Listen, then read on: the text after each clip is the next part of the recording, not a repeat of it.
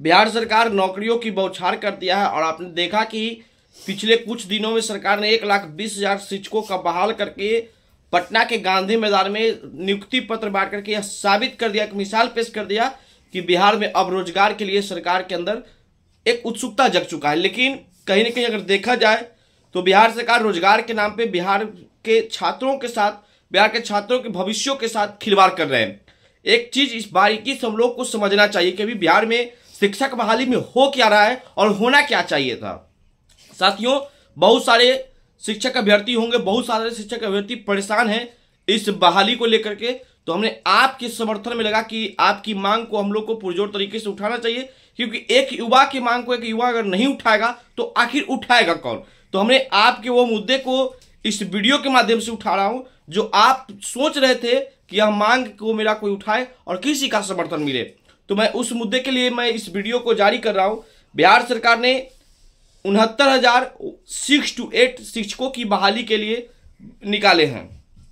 उसमें प्रावधान जो है बीपीएससी के तर्ज पे शिक्षक अभ्यर्थियों को शामिल किया जाएगा, लेकिन वैसे अभ्यर्थियों को शामिल किया जा रहा है जो सीटेट का पेपर 2 पास कर चुके हैं पहले से।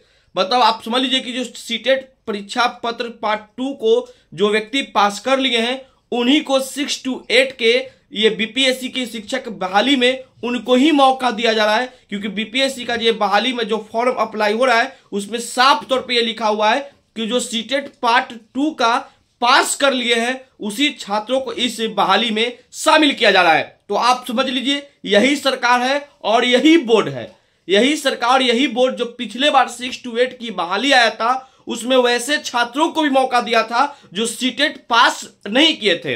मतलब एक तरफ आप बीपीएससी का फॉर्म भी भरने का मौका दिया जा रहा था और उधर सीटेट पार्ट 2 का फॉर्म भरने का भी मौका दिया जा रहा था। अगर उस समय आप बीपीएससी का रिजल्ट क्वालिफाई कर लेते हैं, उसके बाद सीटेट का पार्ट 2 का अगर रिजल्ट क्वालिफाई कर लेते हैं तो आपकी नौकरी पक्की हो जाती थी। लेकिन इस बार सरकार ने यह नियम में बदलाव करते हुए कह दिया है कि जो सीटेट पार्ट 2 के परीक्षा पहले से पास कर गए हैं उन्हीं को इस बार मौका दिया जा रहा है। तो आप ये बतलाइए, ये देखिए सरकार की इसमें कोई गलती नहीं है। सरकार ने एक अच्छा प्रावधान लाया है कि जो कैटेगरिया होता है शिक्षकों की बहाली के लिए उन सारे चीजों को फॉलो कीजिएगा तभी आपको मौका मिलेगा। लेकिन यही सरकार यही बोर्ड आखिर पहले क्यों इस प्रकार का प्रावधान लाया?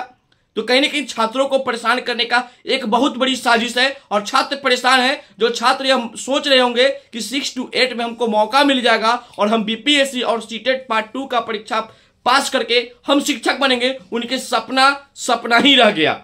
बाकी आपने देखा कि सरकार जल्दीबाजी में बहाली करने के लिए बहुत सारे नियमों में बदलाव कर रहे हैं। छात्रों के साथ खिलवाड़ हो रहा है, छात्रों के भविष्यों के साथ खिलवाड़ हो रहा है, उनके ऊपर परेशानी बढ़ा दिया गया है। आप समझिए यही सरकार है, जब आपको नहीं लेना था बिना सीटेट पास अभ्यर्थियों को तो आपने पहले क्यों मौका दिया? सरकार आपकी थी, बोर्ड आपका था, तो पहले वाले के लिए नियम कुछ और दूसरे वाले के लिए नियम कुछ। इस प्रकार का अगर नियम में बदलाव हो और हेरा फेरी होते रहेगा तो कहीं ना कहीं बिहार के छात्र परेशान होंगे और बिहार के अधिक संख्या में जो छात्र हैं वो नौकरी का सुनहरा अवसर उन लोगों को नहीं मिल पाएगा। आप समझ लीजिए कि सीटेट जो परीक्षा होता है उसका जो कट ऑफ मार्क्स जाता है बहु हाई जाता है, जिसमें बिहार के मात्र कुछ ही % बच्चे इसमें घुस पाते हैं। लेकिन आप देखिए हर राज्य में, यूपी हो, झारखंड हो, राजस्थान हो, सब राज्य का एक टेट का परीक्षा होता है। लेकिन बिहार बीटेट का एग्जाम क्यों नहीं लेता? अगर बीटेट का एग्जाम अगर बिहार सरकार लिया होता तो उन अभ्यर्थियों को इस बीपीएससी परीक्षा में 6 to 8 वाले में मौका मिलता। लेकिन बिहार सरकार बीटेट एग्जाम नहीं लेने के लिए दलील देता है कि हम सीटेट के साथ ही लेंगे, क्योंकि सीटेट अभ्यर्थी जो होता है काफी टैलेंटेड होते हैं। तो आप ये समझ लीजिए कि स्टेट सरकार का जो बीटेट एग्जाम होता है उसको सरकार लेने से मना करता है। उसमें कहीं ना कहीं हमारे छात्र के जो है शिक्षक अभ्यर्थियों जिनको मौका 6 to 8 में मिल सकता था उनको कहीं ना कहीं मौका छूट जाता है। तो इस पे सरकार को गंभीर रूप से सोचना चाहिए। बिहार के उन छात्र छात्राओं के हित में सोचना चाहिए जो ये आस लगा के बैठे थे कि हम दोनों परीक्षा क्वालिफाई करके कहीं ना कहीं शिक्षक 6 to 8 में बढ़ जाएंगे,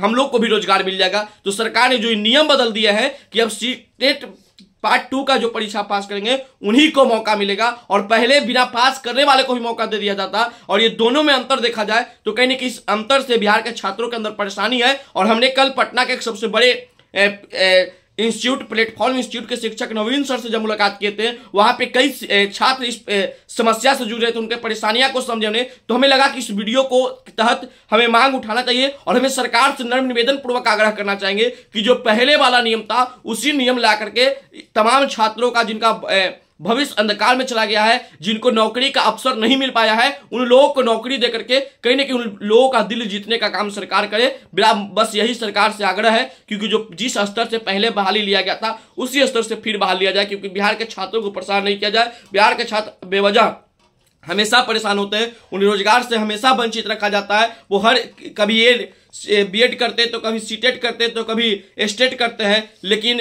सरकार हर बार नियम बदल के कहीं ना कहीं उन लोग को नौकरी से वंचित रखती है। तो हमें मेरा आग्रह यही है कि जो पहले वाला बहाली हुआ था 6 to 8 में, जो सीटेट पास अभ्यर्थी नहीं थे उनको भी मौका दिया था, उसी प्रकार से सरकार इस बार भी छात्रों को मौका दे। बाकी इस वीडियो को इतना शेयर कीजिएगा ताकि हमारे छात्र हित के मुद्दे को सरकार तक पहुंच सके, उन लोगों तक पहुंच सके जो इस नियम में प्रावधान करते, इस नियम में बदलाव करते हैं, और हमारे छात्र का जो समस्या है उसका निदान हो सके। आप इस वीडियो से कितना सहमत है कमेंट बॉक्स में प्रतिक्रिया देकर बताइएगा। बाकी आप तमाम युवाओं का जो भी मुद्दा रहेगा मैं पुरजोर तरीके से आपके मुद्दों को उठाता रहूंगा। जय हिंद, जय भारत।